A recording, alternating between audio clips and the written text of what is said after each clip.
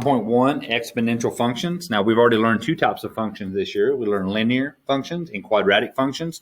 This is the last unit of the year. This is exponential functions. So a lot of the stuff that you already know about functions is going to be true in this one also. And so let's learn this. It's a really short unit. It only has 3 sections in it, and one of them is just an activity. So this one's going to be introduction to exponential functions. All right, so there's 3 T's you have to know. You have to be able to determine the domain and range. We've done that with the other 2. We have to be able to represent the domain range using inequalities. We need to be able to interpret the meaning of A and B in this function that they give us, right? We don't know what A means and B means. And then we need to be able to graph this and know all the key features. Okay, we have to know the y-intercept, the asymptote, and then be able to represent those in mathematical real-world problems. And so basically, this is everything that we learned in linear, everything we learned in quadratic. Now we're going to apply those things to exponential. And so your learning goal for the day is I can graph an exponential function, interpret the meaning of the A and B, and determine or represent its domain and range. That is your learning goal for today. All right, so let's start out with just the basics. Y equals A times B to the X. That is the formula for an exponential function, okay? The A is the value of the y-intercept. In other words, that's where our graph is going to cross the y-axis. The B is a rate of growth or a rate of decay. If it's going up, it's growth. If it's going down, it's decay. Growth would be like investing money. I invest money over a 30-year period. Every year it's going to grow a certain amount, okay? Decay is going to be like a half-life of some type of medicine, right? Half-life means it's cutting in half every year. So it's cutting in half, cutting in half, cutting in half. It's getting smaller and smaller and smaller. Okay, so let's talk about the parts of an exponential function now. The y-intercept, we talked about that being the A, right? It's still where it crosses the y-axis. And so you can see this red point here is the point 0, 2. That's our y-intercept. That's where it's crossing the y-axis. Now, the asymptote is a weird name, but what that basically means, it's an imaginary line that is going to be basically like a boundary for this function. And so what's happening with this exponential graph, as this is going down, it's approaching this line without ever touching or crossing it. It will get smaller and smaller and smaller and smaller, and you can keep like zooming in on Desmos, and I'll show you one in a little bit, and you will never touch that line. It will get microscopically close, but never touch it. And so that is called an asymptote, okay? And so now, it's a line that approaches but does not intersect. Okay, there's only one asymptote on any exponential function. In this case, it would be y is equal to 0. That's the equation of that line, right? Y equals 0 because it's going through the y-axis at 0. Okay, so 2 types of functions. You have growth and decay. This is an example of growth. As you're going to the right, as x is increasing, what's happening to y? It is increasing. But it increases slow at first and then really fast at the top. Decay is the opposite. It's starting here, it's going right, it's going to the right. As x is increasing, the y's are decreasing. It starts really big at first and then gets smaller as it goes. And so those are the examples of exponential growth and decay. Let's look at the domain or range. Now, we've done domain or range the whole time, this whole year. So let's look at these and just kind of determine what's happening. First of all, you have arrows at both ends. This is not a real-world problem. This is just a mathematical graph. And so we can determine the domain is all real numbers because it's going left forever. And even though this is going down, it's going out also. And so all the x's are included. So all real numbers. The range, however, in order to know the range, you need to see the asymptote. So our asymptote here is going to be at y equals 0. It's approaching 0 but not touching. And so it's not going to be 0, but it's going to be all the numbers less than that. So you would say that all the y's are smaller than 0. All the y's are less than 0. Okay, so that's an example of that one. Now this one, the domain, once again, would be all real numbers. All the x's are included. Find your asymptote. You can see that it's y equals 0. We're approaching 0 but not crossing. But now look, all the y's are bigger than 0, bigger than that line. So we would say y is greater than 0. So it's pretty simple, right? So I want you to try these 2 on your own. Pause the video, try it, and then unpause and come check. Okay, so if you're back, then you would see that this was all real numbers. Your asymptote was y equals 0, and it would be y is less than 0. This one is all real numbers, and then our asymptote was y equals 0, and so all the y's are greater than 0. Okay, so now this one right here wants to know what is the domain of the exponential function. Domain, if you recall, is the x values. So what x values are being included? Well, it's going left forever, right forever, so we would say that would be the set of all real numbers. So we say x is equal to all real numbers. Y is greater than 0. That's describing the range. X is greater than or equal to 0 would mean it would only be from here and over, and we have points here. And x is greater than or equal to 14 will be way over on this other side of the graph, and we've got all this that counteracts that. And so remember, domain is all real numbers. This is the symbol we use to say all real numbers. Sometimes that's how they'll put it. Okay, the next one wants to know what is the range of this function, and we know that the asymptote is going to be right here at y equals 0. You can see it, and all the y's are less than that. So y is going to be less than 0. Okay, how would the domain of the function y equal 3 times 20 to the power of x be affected if the function were changed to y equal 30 to the power of x? And so I have put those in Desmos because I want you to be able to see them. All right, so whenever I look at this, remember we're talking about domain here. And I'm going to go ahead and type in y equals 0 because that's my asymptote, and it'll be a green line.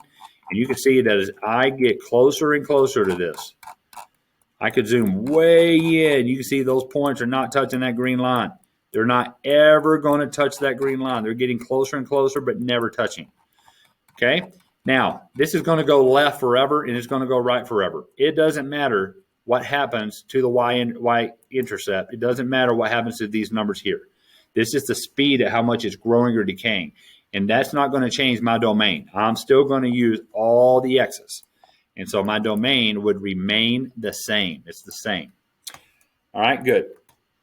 How would the range of the function y equal 12 times 0.5 to the x be affected if it were changed to y equals negative 12.5 to the x? And I have graphed both of these here so you can see them. The top one is the red. The next one is going to be your green. And what would change, it does not remain the same. Talking about the range. On the red one, the y is greater than the 0, right? But on the green one, y is less than 0. So it would change from y is greater to 0 to y is less than 0.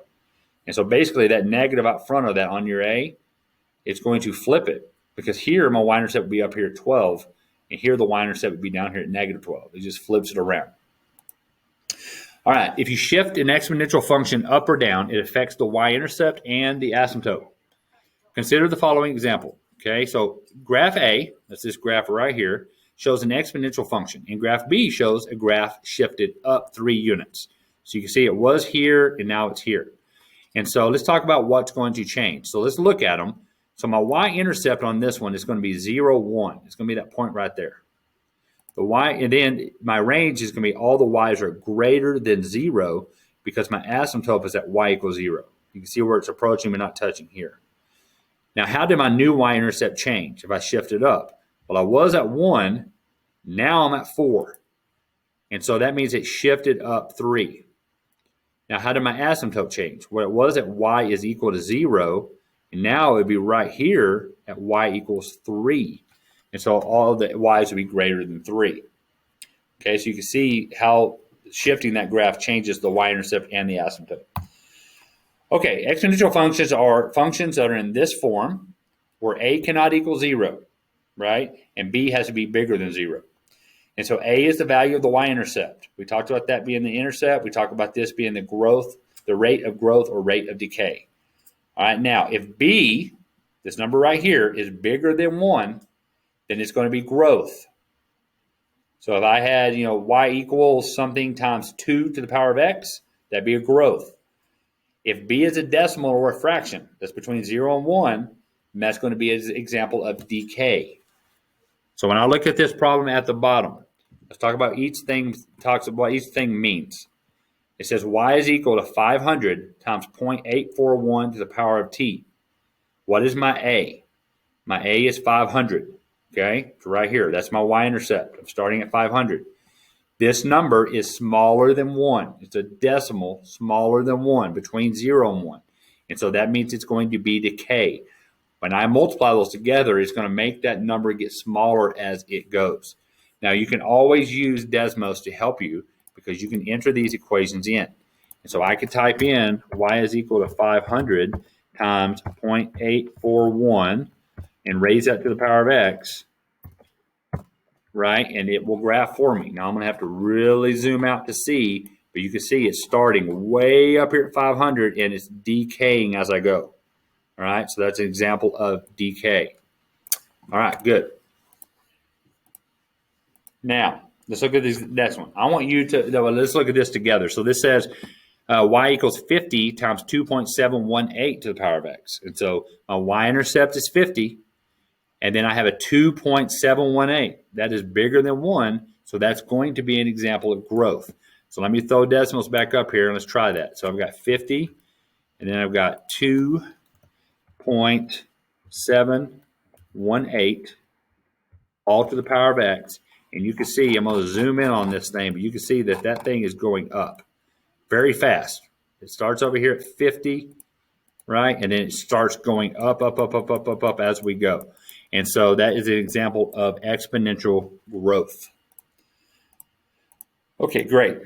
All right, now, here's another graph. It only shows part of it, right? You know it's going to keep going back both ways. It's hard to see the curve, but that is an exponential graph. It says C is equal to 179, starting at 179, and then 1.029 is a growth because it's bigger than 1. And so we're talking about the amount of soda after T years, okay? So it says determine the meaning of A and B in terms of the problem situation. So what is A? A is 179. That means when time is 0, so at the year 2000, we had 179 sodas were consumed. Then it's growing at a rate of 1.029 per year. And so that's what it means. It means we're starting at 179 sodas in the year 2000. And then every year after that, we're increasing by 1.029. That's my growth rate. All right, good. All right, so that is the lesson for, that's it. So if you can know what A and B is, you can determine the domain or range, which is pretty much the same thing every time. You know all the attributes for the y-intercept and the asymptote, and you'll be able to say that you have mastered these objectives.